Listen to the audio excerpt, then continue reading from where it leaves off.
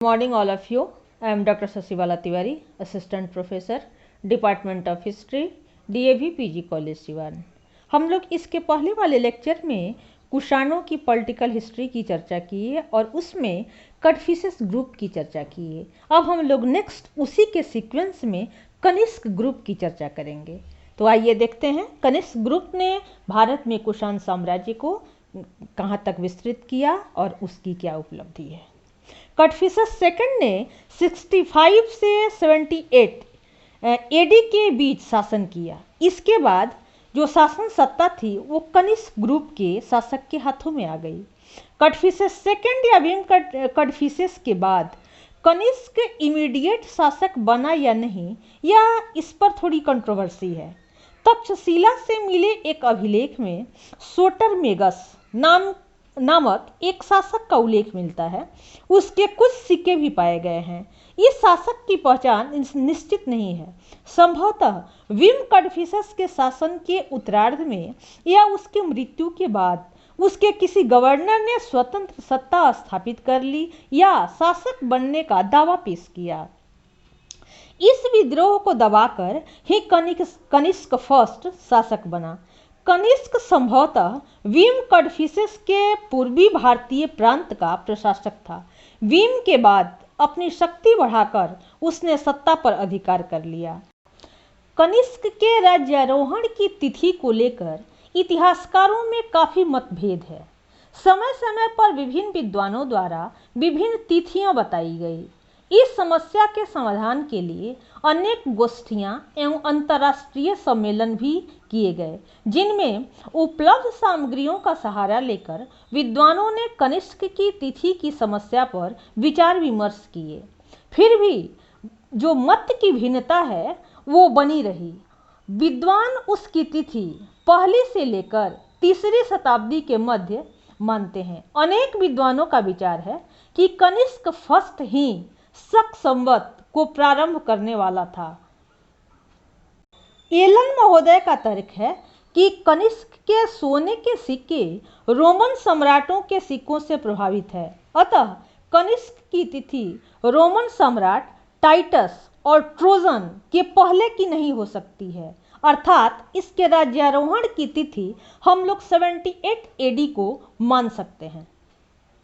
अन्य कई विद्वानों जैसे थॉमस, आर.डी. बनर्जी, रैप्सन आदि कनिष्क की तिथि 78 एडी मानते हैं।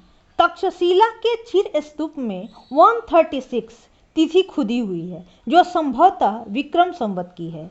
यह 78 या 79 एडी से मिलती है। इसी अभिलेख में कुषाण राजाओं के लिए देवपुत्र की उपाधि भी मिलती है, जिसे कनिष्क एवं उसके उत्तराधिकारियों ने अपनाया था।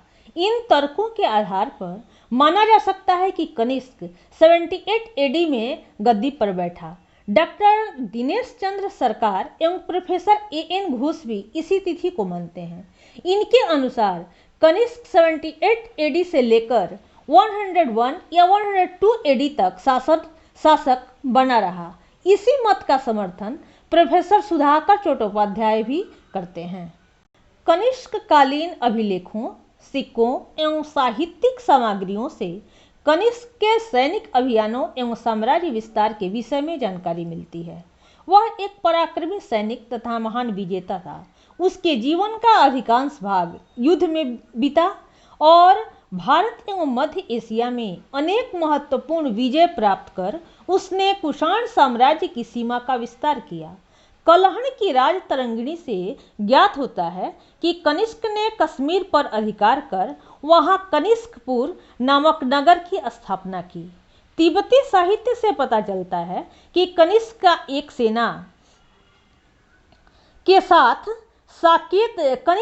सेना के साथ साकेत तक चला आया एवं साकेत के राजा को उसने युद्ध में पराजित कर दिया।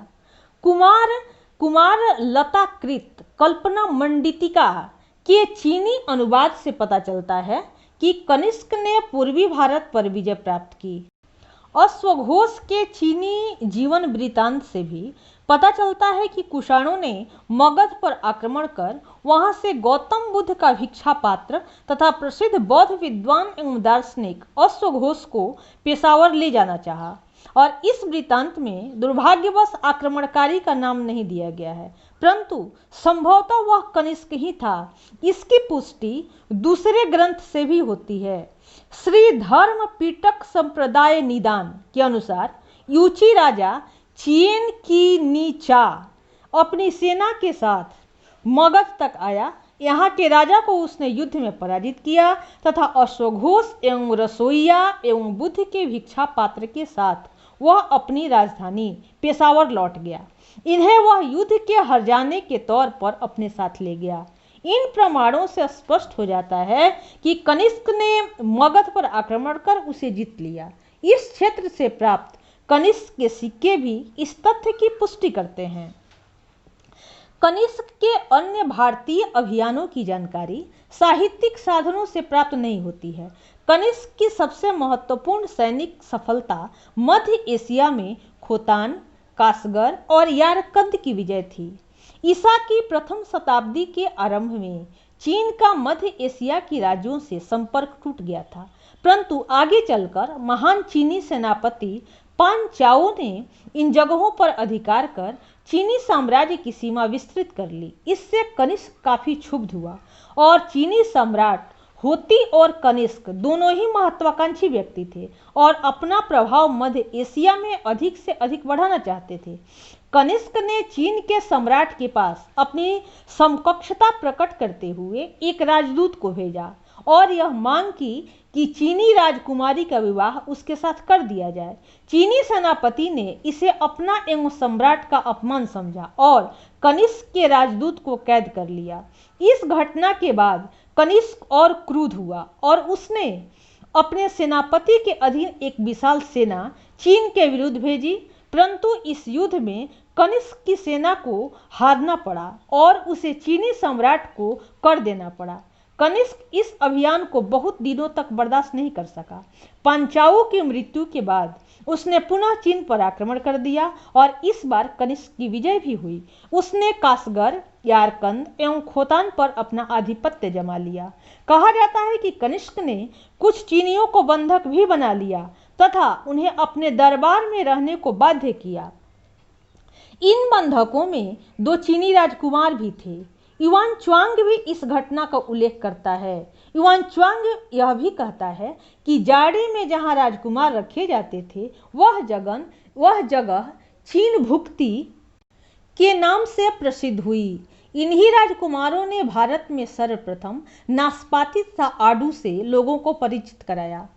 इन लोगों ने बौद्ध विहारों एवं चैत्यों के लिए दान भी दिया। कनिष्क ने संभवतः पार्थिया के राजा को भी युद्ध में पराजित किया। अनेक विद्वानों के अनुसार युद्ध की प्रामाणिकता संदेहपूर्ण है, लेकिन दोनों के बीच संघर्ष होने एवं उसमें कनिष्क के विजयी होने का प्रमाण उपलब्ध है। मध्य एशिया की इस विजय ने कनिष्क के साम्राज्य की सीमा काफी बढ़ा दी। उसका साम्राज्य अब मध्य एशिया के अराल सी से लेकर गंगा की घाटी तक फैल गया। अभिलेखों एवं सिक्कों के प्राप्ति स्थान से कनिष्क के साम्राज्य की सीमा के विषय में जानकारी मिलती है। उसके अभिलेख अनेक स्थानों से प्राप्त हुए हैं, जिसमें कुछ प्रमुख हैं पेशावर, कोसम, सारनाथ, मथुरा, सुई बिहार, जेद्दा इत्यादि। इन अभिलेखों से ज्ञात होता है कि कनिष्क का साम्राज्य पूर्व में बनारस से लेकर दक्षिण पश्चिम में बहावलपुर तक फैला हुआ था। उसके राज्य के अंतर्गत उत्तर प्रदेश, पंजाब, उत्तरी पश्चिमी सीमा प्रांत तथा सिंध के क्षेत्र भी सम्मिलित थे। सांची अभिलेख से भी पता चलता है कि संभवतः मालवा पर भी कनिष्क का अधिकार था, जहां वशिष्ठ कनिष्क के प्रांतपति के रूप में शासन करता था। प्रोफेसर बीएन मुखर्जी का विचार है कि कनिष्क का प्रभुत्व दक्षिण भारत पर भी था। यद्यपि इसके लिए काफी स्पष्ट प्रमाण उपलब्ध नहीं है। पुरातात्विक खुदाइयों से भी कनिष्क के राज्य विस्तार की जानकारी मिलती है।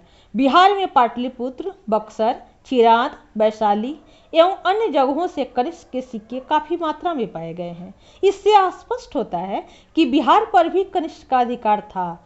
कुछ विद्वानों की यह भी मान्यता है कि कनिष्क ने बंगाल के कुछ हिस्सों को भी जीत लिया था। इस प्रकार हम देखते हैं कि कनिष्क का साम्राज्य काफी विशाल था।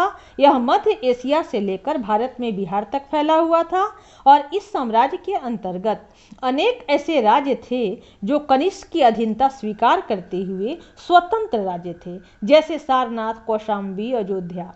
कनिष्क जितना विशाल साम्राज्य प्राचीन भारत में फिर कभी स्थापित नहीं हुआ। इस दृष्टिकोण से मौर्य एवं गुप्त शासक भी कनिष्क की बराबरी नहीं कर सकते हैं। इस प्रकार मौर्य साम्राज्य के बाद भारत में पहली बार एक विशाल साम्राज्य की स्थापना कुषाणों ने की, जिसमें गंगा, सिंधु और ऑक्सस की घाटियां भी सम्मिलित थी। इस प्रकार हम लोग कनिष्क के साम्राज्य विस्तार की चर्चा किए। अब हम लोग कनिष्क या कुषाणों का एडमिनिस्ट्रेशन सिस्टम देखेंगे। उनकी एडमिनिस्ट्रेटिव सिस्टम कैसा था और उनकी पॉलिटी कैसी थी, इसकी चर्चा फिर हम लोग नेक्स्ट लेक्चर में करते हैं। Okay, thanks.